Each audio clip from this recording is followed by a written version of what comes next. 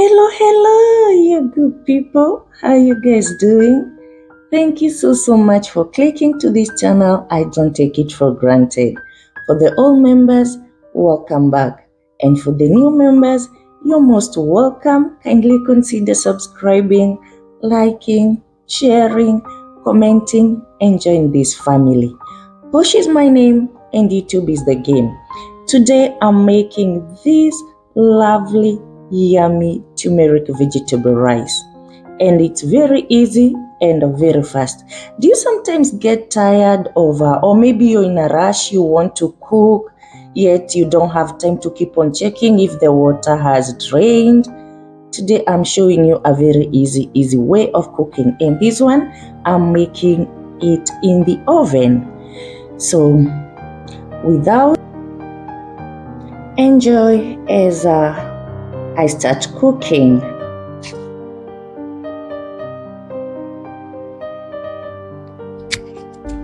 And these are my ingredients. This is onions, green peas, diced carrot, yellow capsicum, green capsicum, red capsicum, and these are my spices.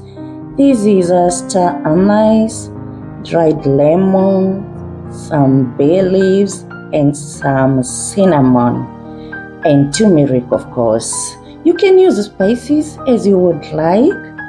And I'm making 2 cups of basmati rice.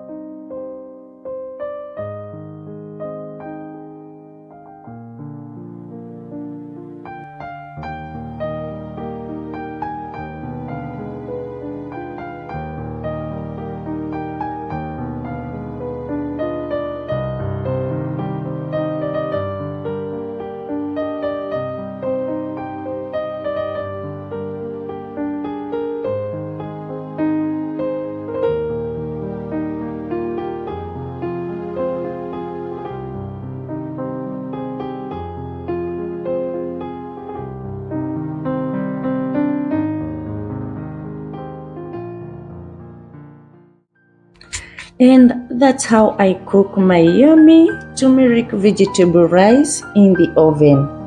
Very easy, very quick, very fast, no time wasting. You just put it in the oven and leave it there. After an hour, your rice is well done. It's cooked and well drained, fluffy, yummy, looking lovely.